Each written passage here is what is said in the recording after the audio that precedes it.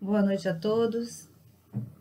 Primeiro, eu gostaria de agradecer ao GPEC pelo convite, pela oportunidade de aqui estar falando dessa doutrina que nos consola, que nos inspira. Muitas saudades de vocês todos, saudades dos nossos encontros presenciais, mas em breve, com fé em Deus, nós logo estaremos nos vendo, nos abraçando e falando pessoalmente. Bem, para começar, gostaria de fazer a nossa oração, pedindo ao Mestre Jesus que nos fortaleça, que nos auxilie neste momento tão difícil. Ajuda-nos, Senhor, para que possamos hoje compreender melhor a vossa palavra, que possamos não só entender, mas assimilar ao nosso comportamento, ao nosso dia a dia, às nossas relações, tudo que de bom trouxestes para nós. Pedir também, Senhor, que ampare e proteja todos aqueles que necessitam de vós, aqueles que se encontram nos hospitais, aqueles que se encontram nos presídios, nos asilos, nos orfanatos, aqueles que se encontram em luto pela perda de alguém que amava, por aqueles que ainda se encontram cegos à vossa verdade, ainda surdos ao vosso chamamento. Abençoa, Senhor, todos nós, porque necessitados que somos da vossa luz, da vossa verdade, da vossa doutrina, do vosso consolo, da vossa esperança. Fica conosco, Senhor, não desiste de nós, que assim seja. Bem, hoje iremos falar sobre um texto de Emmanuel, que está no livro Fonte Viva, no capítulo 164, que é o texto Diante de Deus. Mas, antes de adentrar no que Emmanuel veio nos trazer, eu gostaria de falar sobre a visão de Deus sobre a ótica espírita. Ou seja, o que é que os espíritos nos trouxeram e que Kardec codificou, e principalmente nos livros, no Livro dos Espíritos e na Gênese, onde ele explorou mais o tema Deus. E é importante, né, porque, inclusive, Kardec, quando ele começa o Livro dos Espíritos, a primeira questão, a primeira indagação de Kardec é: que é Deus? A primeira questão se refere justamente à noção de Deus. E a resposta que os espíritos dão é bem interessante, porque ela é fantástica, ela é extremamente esclarecedora e é muito racional. É algo que deixa de ser um mistério, algo misterioso, algo que se encontra sob o véu do mistério, para ser uma coisa extremamente racional, extremamente lógica, como a gente vai poder ver. O que Kardec, então, o que os espíritos responderam a Kardec quando ele pergunta que é Deus? Olha, ele não pergunta quem é Deus, ele não coloca Deus como um sujeito, como uma pessoa, como um ser igual a nós, humanos, mas pergunta o que é Deus? O que é Deus? E a resposta dos espíritos é: Deus é a inteligência suprema, causa primária de todas as coisas. Observem que é uma resposta extremamente racional para a pergunta, que também não tem, que também é muito objetiva, né? Kardec não ficou procurando questões religiosas, ele queria entender a figura de Deus, o que é que os espíritos poderiam trazer para a gente. E inteligência suprema, supremo é o superior, é o que está acima de qualquer coisa. Então, Deus é a inteligência suprema, ou seja, Deus é a inteligência superior a tudo e a todos que se encontram no universo. Enquanto essa inteligência de Deus é absoluta, ele é absoluto quanto à inteligência, nós, homens, seres humanos, ou os espíritos em geral, temos a inteligência relativa. e jamais conseguiremos nos igualar ao Criador. Ou seja, a criatura, por mais que busque, por mais que tente, nunca conseguirá chegar ao nível de Deus, ao nível do Criador. E causa primária. Então, ele é inteligência suprema, causa primária, é causa primeira de todas as coisas. Na física, nós temos uma lei, que é uma lei que todo efeito tem uma causa. Então, se nós jogamos uma bola, se nós damos um pontapé numa bola, a bola irá se movimentar. Então, o efeito, o movimento da bola foi decorrente de uma causa, que fomos nós, foi o nosso pontapé. Então, segundo essa lei da física, toda causa, todo efeito tem uma causa. E Deus, assim, por essa explicação dos espíritos, por esse conceito que os espíritos trouxeram, seria a causa primeira de tudo. Seria a causa primária de tudo que existe dentro do universo. O que nós hoje, o que a ciência hoje descobriu sobre esse universo, né? Os cientistas chegaram a um ponto e descobriram, ainda existe uma certa controvérsia, mas a grande maioria aceita, que o universo surgiu de uma explosão, que eles chamam que é a teoria do Big Bang. Então, essa teoria fala que o universo teria surgido após uma grande explosão, liberando grande energia e criando o espaço e o tempo. E, a partir desse momento, o universo só vem se expandindo, se expandindo. E a matéria surgiu a partir daí.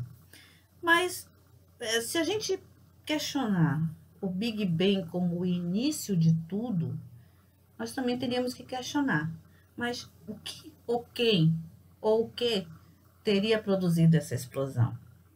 E o que explodiu? O que havia antes que explodiu e deu origem a esse universo? Então, por mais que a gente busque, que os cientistas digam que a causa primeira seria o Big Bang, na verdade, ele seria o primeiro efeito. Se chegássemos a compreender ele como realmente que foi daí que surgiu todo esse universo, a gente tem que atestar que realmente ele não é uma causa, ele é um efeito. Porque para que houvesse essa explosão, seria necessário algum elemento, alguma coisa, alguma força, alguma energia que eles ainda não sabem o que foi que originou isso. Então, de qualquer jeito, a gente pode dizer isso, que o Big Bang, na verdade, é o primeiro efeito que os cientistas conseguiram chegar. E como todo efeito tem uma causa, e isso está bem compreendido quando a gente pensa que essa explosão deve ter sido originada de alguma outra coisa, ou de algo que os cientistas não sabem ainda o que foi que iniciou essa explosão. Então, nós poderíamos dizer que ele é o primeiro efeito. E a gente precisaria descobrir o que teria ocasionado ele, ou seja, qual foi a primeira causa.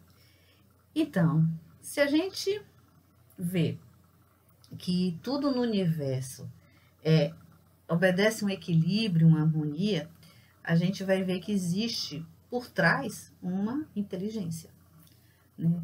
Tudo no universo é matematicamente perfeito.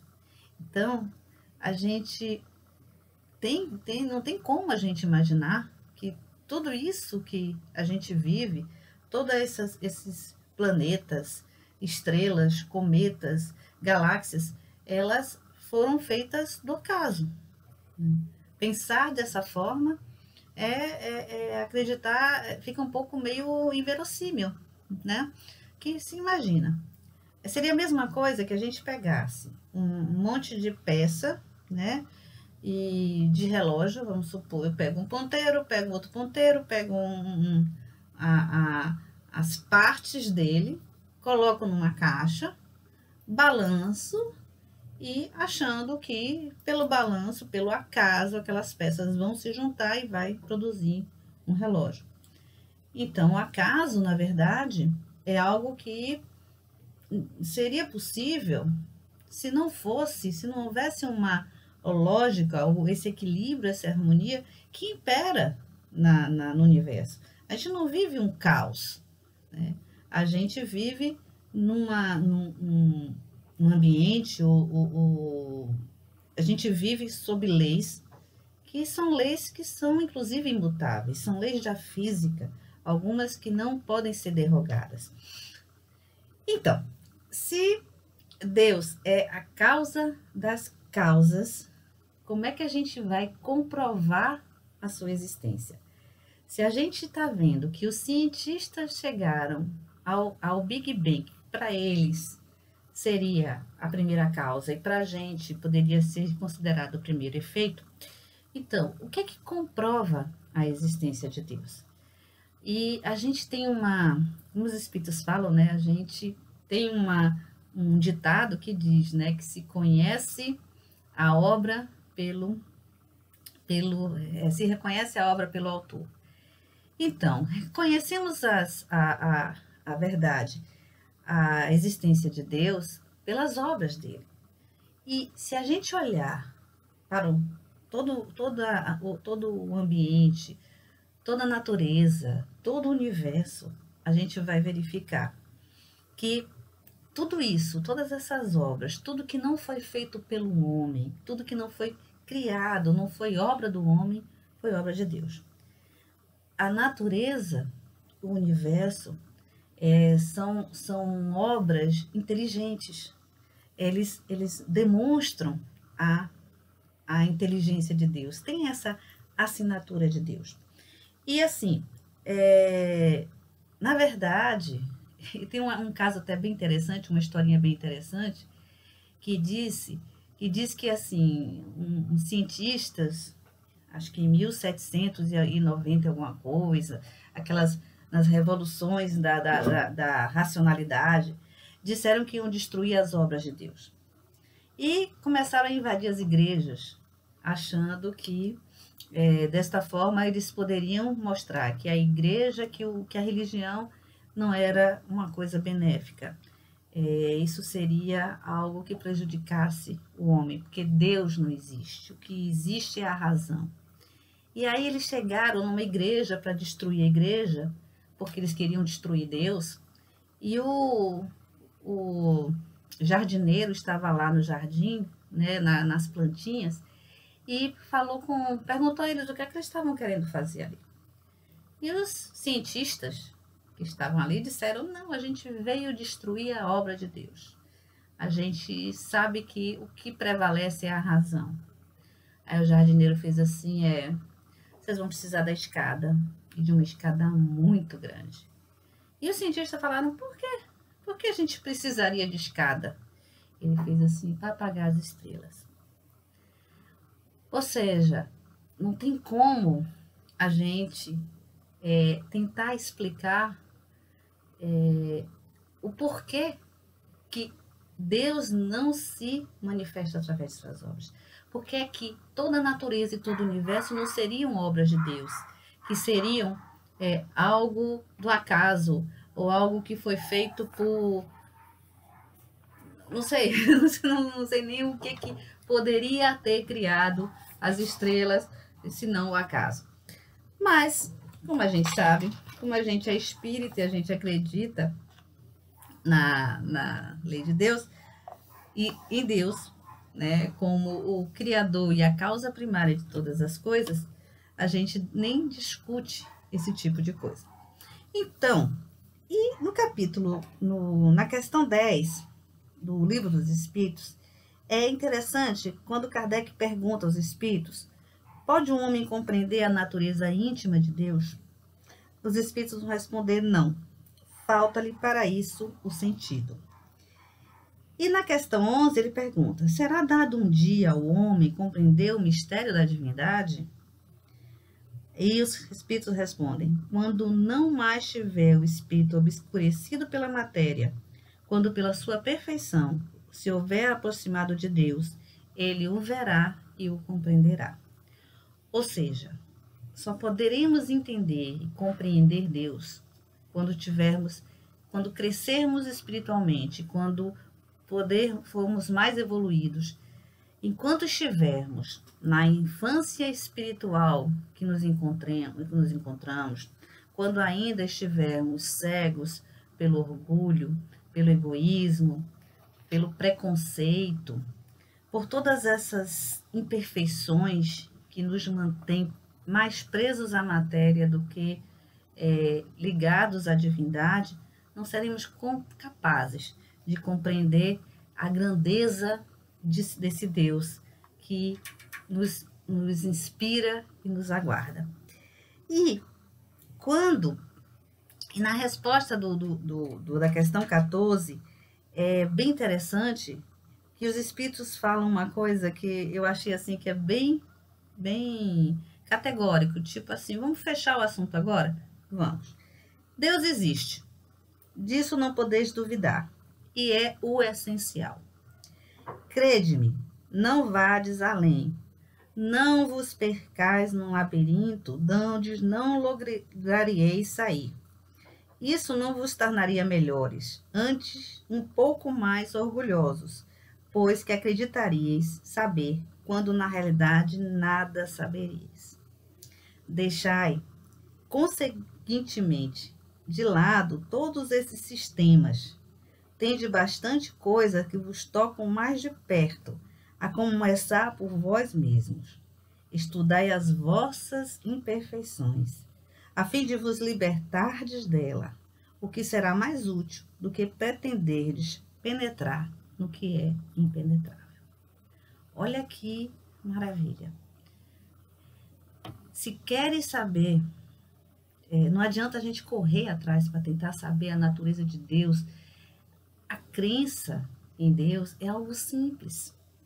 Não precisamos ficar buscando respostas e mais respostas. O que nos importa fazer é nos aperfeiçoar. Porque somente com a nossa evolução, somente quando formos espíritos mais compreensivos, mais evoluídos espiritualmente, nós teremos à nossa disposição todos os esclarecimentos que necessitamos para as nossas dúvidas. Por enquanto, ainda somos crianças que mal aprendemos o 2 mais 2 e queremos aprender a equação de segundo grau. É assim que nos colocamos. Nós não podemos compreender aquilo que ainda não temos a maturidade espiritual para compreender. E isso é algo que a gente precisa trabalhar em nossa mente. Porque se formos buscar para toda explicação, querer atropelar e fazer disso um ponto de divisor para nós, ou me explica ou eu não vou acreditar, isso é algo que nós temos mais a perder do que o outro, do que o próprio Deus. Então, os espíritos também vão dizer que existe um sentimento instintivo da existência de Deus em todos os povos. Né? Ele não é um efeito de uma lição ou de um ensinamento que foi passado pelos nossos antepassados. Né? É algo que existe, inclusive nos selvagens, inclusive naqueles que não poderiam compreender a existência de um ser supremo, um ser superior. A história, na verdade, da humanidade, ela demonstra que existe uma percepção evolutiva sobre o nosso conhecimento sobre Deus, né? O nosso conhecimento de Deus. A princípio, né, os seres mais primitivos, os homens mais primitivos, eles vinculavam Deus aos fenômenos da natureza. Então, o sol, o trovão, a lua, todos esses fenômenos que não podiam ser explicados por aquelas pessoas eram considerados deuses. Depois evoluímos, passamos por uma mitologia, né? Tanto a grega como a romana vai nos trazer que os deuses, haviam diversos deuses para explicar o dia a dia, todos os fenômenos que aconteciam e que a gente não tinha explicação. Então, no caso, por exemplo, Apolo, o Sol era Apolo no seu carro de fogo que atravessava os céus. Então, a todo dia, Apolo saía de um lugar, levava o Sol, o carro de fogo, durante todo o percurso até anoitecer. Então, essa era a explicação, esse Deus, que o Apolo era um Deus, que usavam ele para explicar fenômenos que eles não entendiam. Por que o Sol fazia fazia essa volta em torno daquilo do que eles viam, né? Hoje a gente sabe que o Sol dá a volta em torno da Terra, né? Não minto. É a Terra que dá a volta em torno do Sol e em volta de si mesmo. E por isso é que existe o dia e a noite. Então, chegamos à conclusão de que esse Deus, Apolo, ele não existe. Mas para isso, nós passamos tentando explicar esse fenômeno, né, do dia e da noite através desses deuses. E chegamos, no final, a um Deus único, mas que também tinha particularidade de cada cultura. Então, nós vemos que essa causal, ele passou a ser chamado de Alá, de Jeová, de energia cósmica, de vários nomes, e cada um colocou em seu Deus aquela virtude ou aquela imperfeição que ele tinha. Então, para alguns, o Deus era um Deus guerreiro, para outros é um Deus que castiga, é um Deus que pune. Outros acham que o Deus é só do meu povo, e eu começo a perseguir os outros povos, as outras pessoas que não comungam com o meu entendimento de Deus. E eu vou à caça dos infiéis. Então, embora a gente tenha visto que esse Deus é praticamente o mesmo, muita gente deseja cingir ele, deseja dividir ele em tantas partes seja possíveis para agradar a si mesmo e as suas convicções. Mas eles fazem isso também até para justificar os seus erros e suas inclinações, suas más inclinações. Então, se Deus, eu fico assim pensando, primeiro mandamento de Moisés é não matarás. E Jesus também trouxe para a gente não só o não matar, mas o amor ao próximo, né? O amor ao inimigo.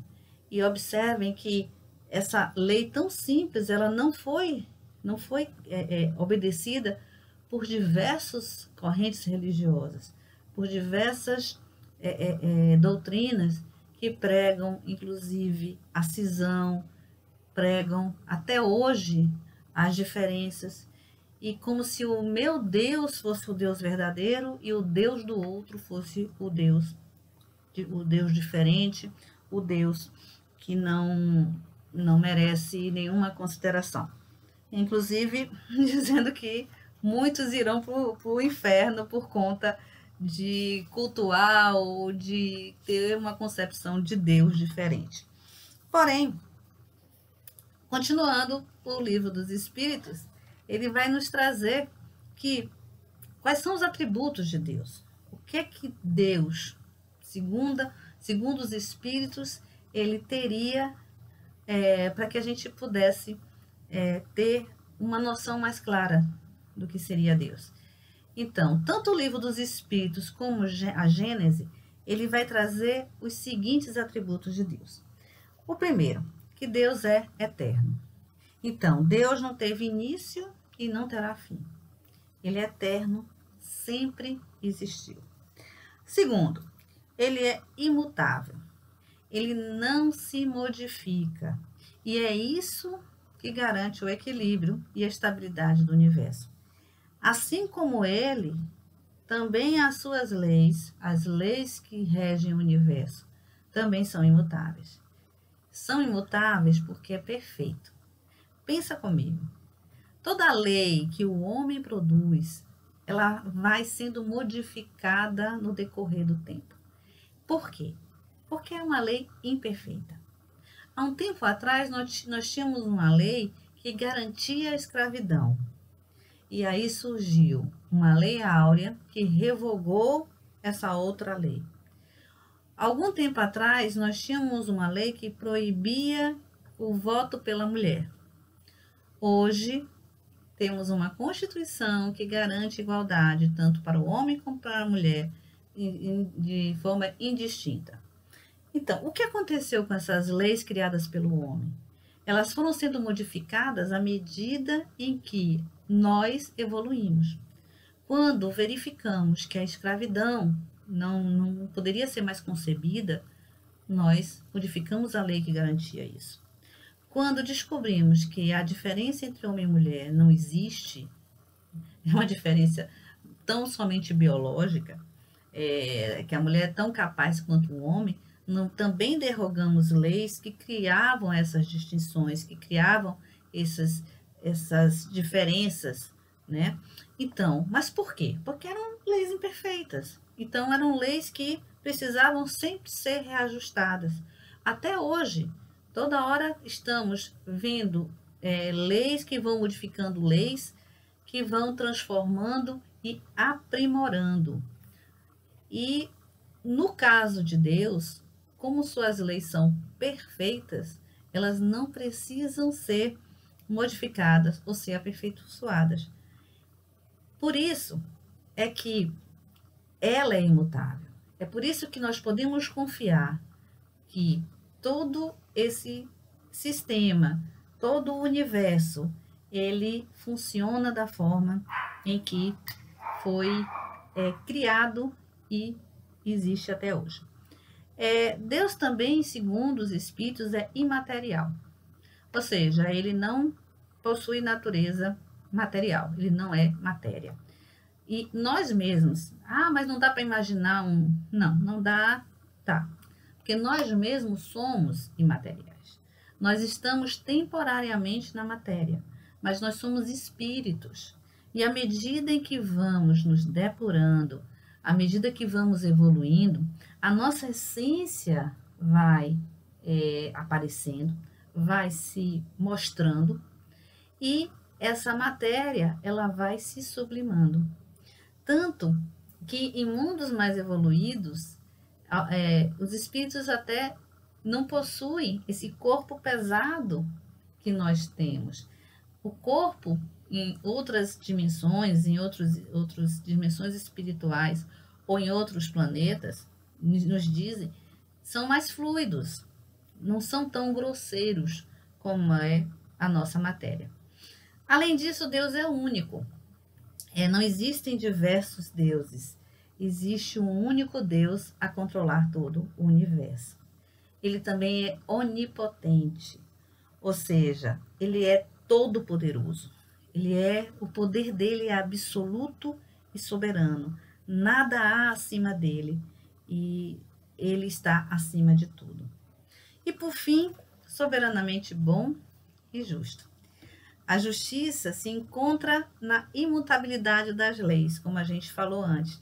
Ele não as modifica para atender a um ou agradar a outro.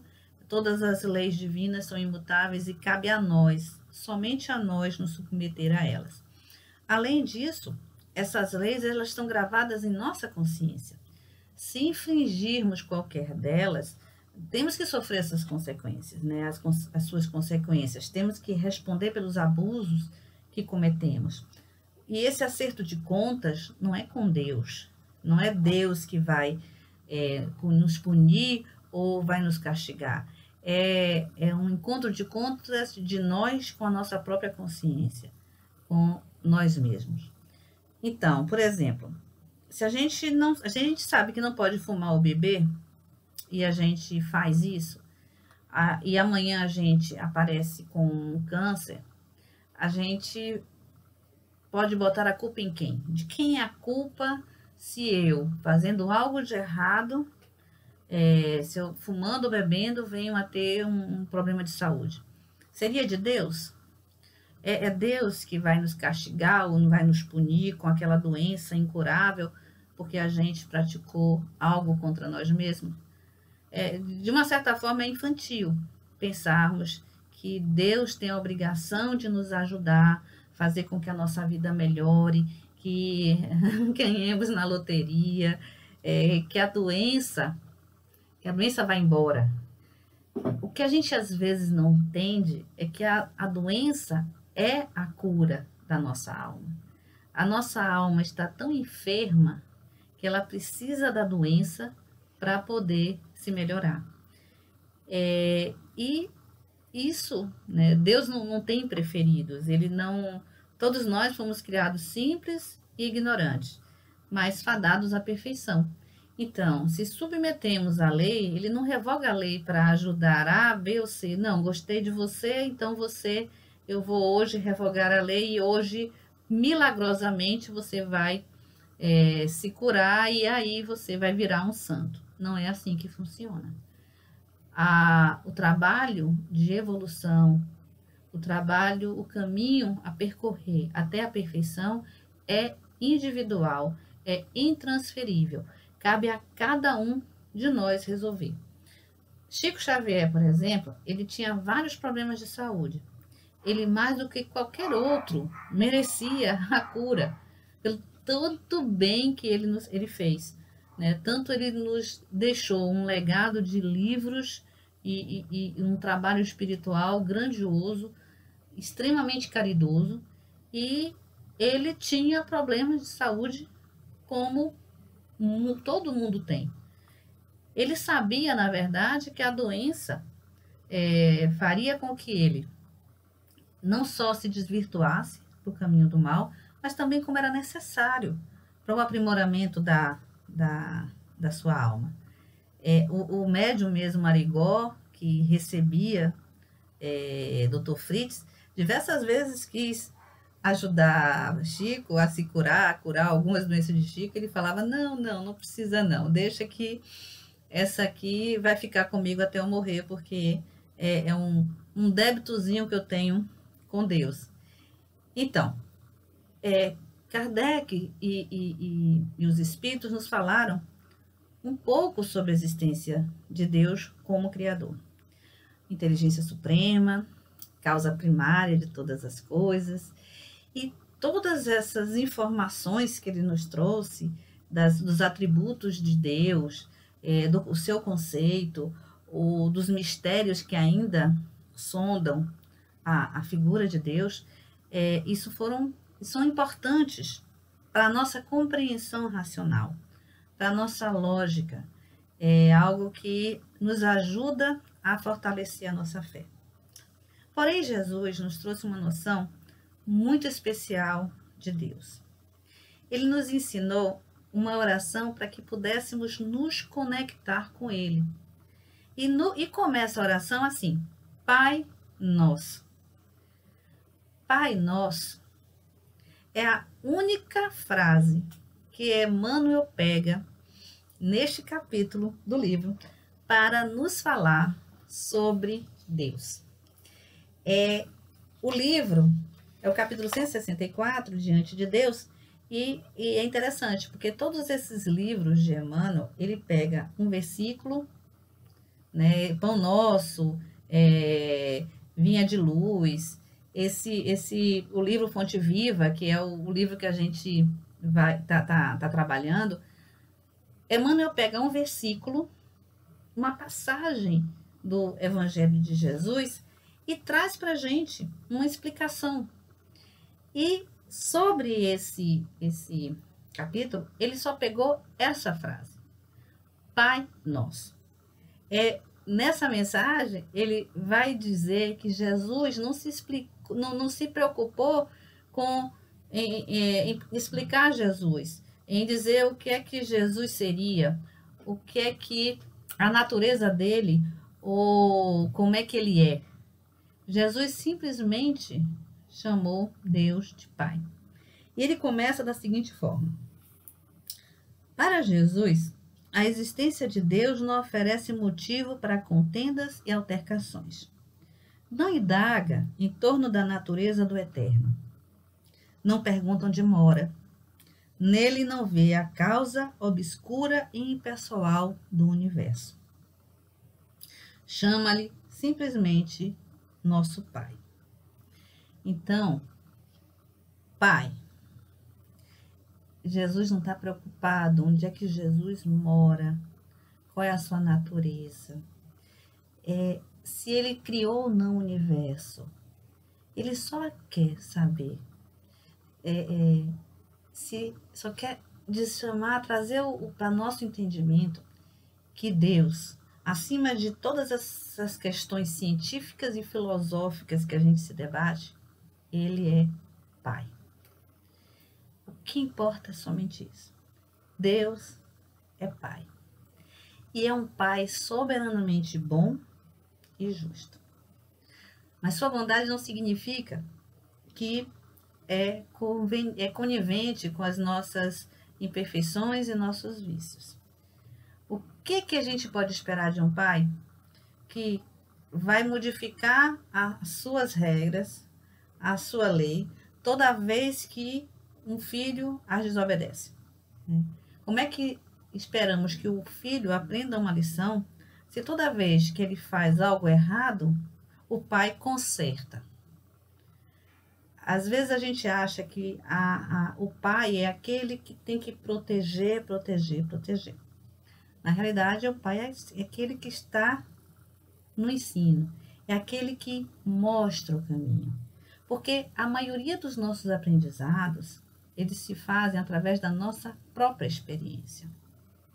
Nenhum pai vai nos ensinar a andar se a gente não experimentar. E experimentar significa cair. E cair. E levantar. E cair, levantar até aprender.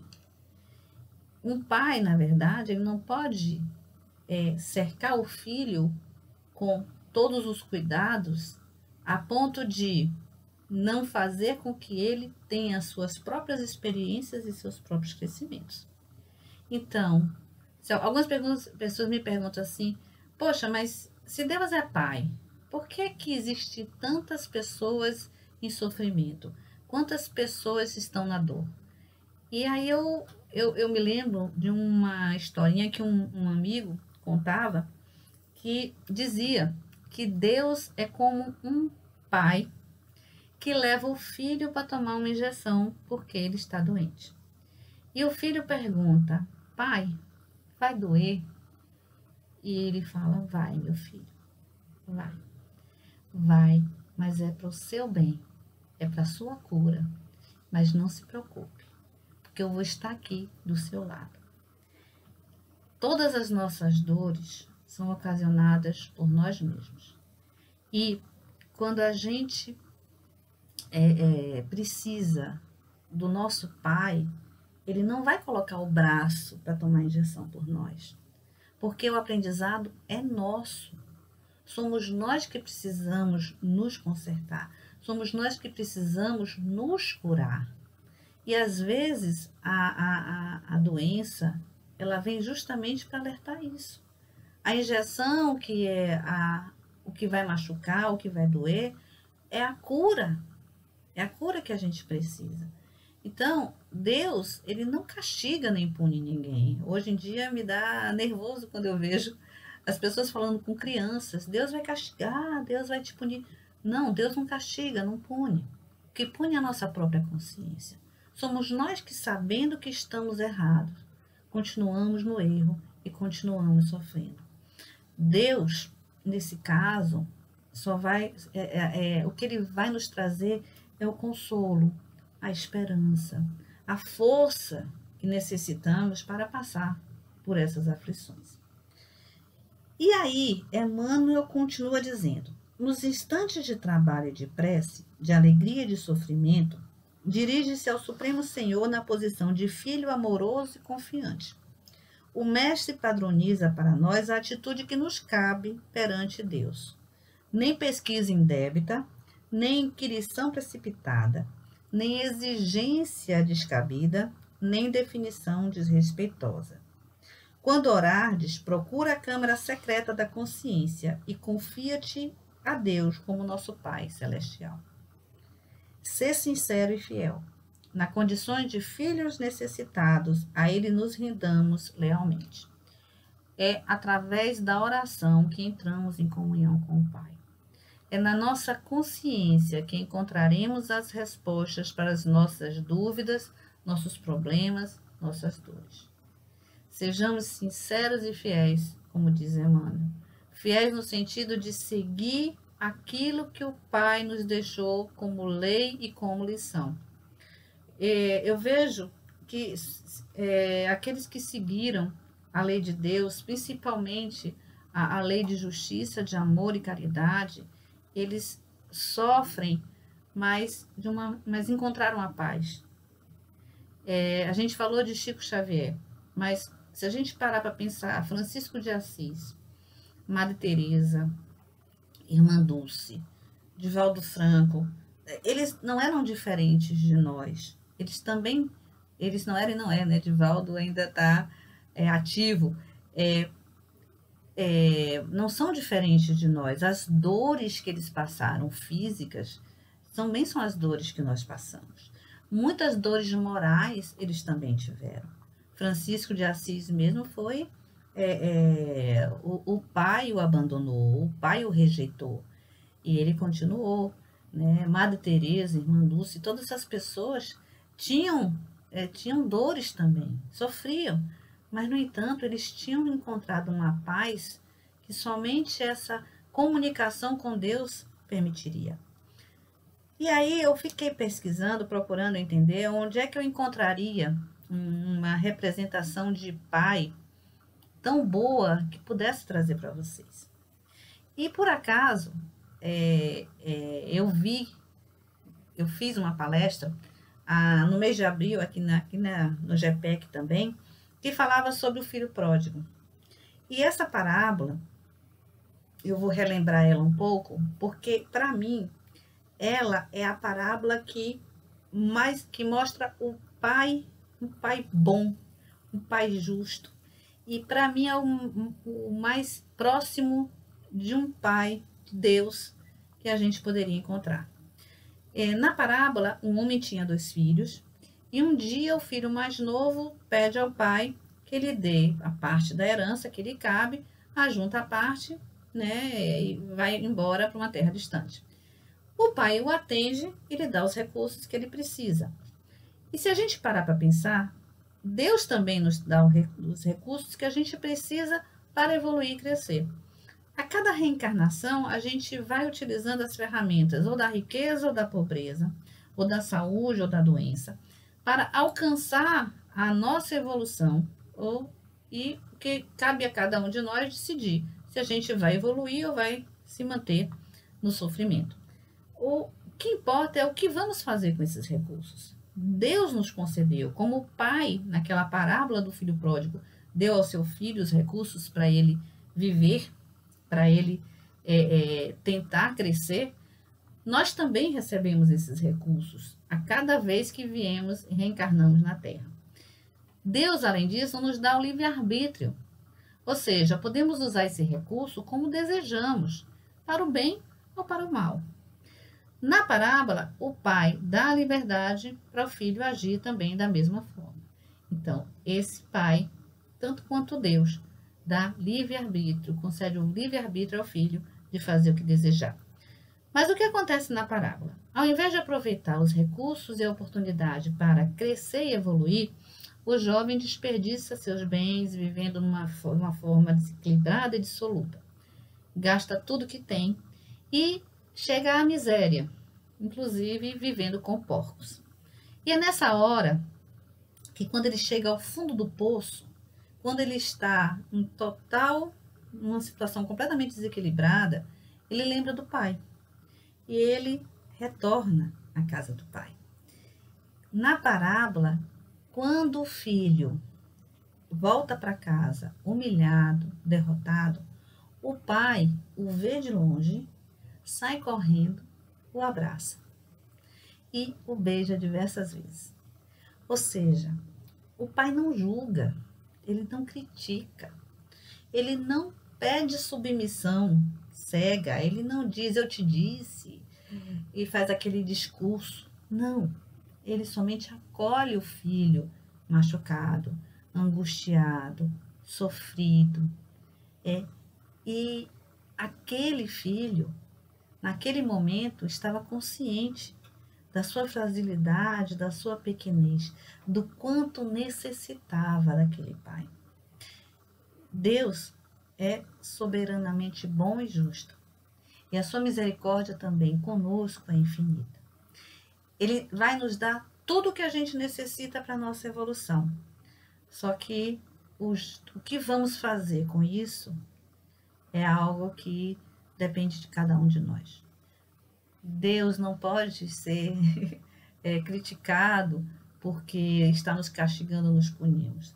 Somos nós que, tendo os recursos na mão, fazemos o bem ou o mal.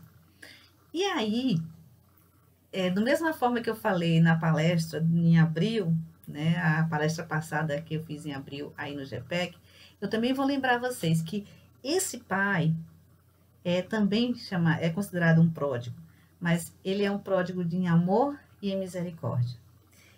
Emmanuel vai terminar o texto dizendo o seguinte: não pergunte se Deus é um foco gerador de mundos ou se é uma força irradiando vidas. Não possuímos ainda a inteligência suscetível de refletir-lhe a grandeza, mas trazemos o coração capaz de sentir-lhe o amor. Procuremos assim nosso Pai acima de tudo, e Deus, nosso Pai, nos escutará.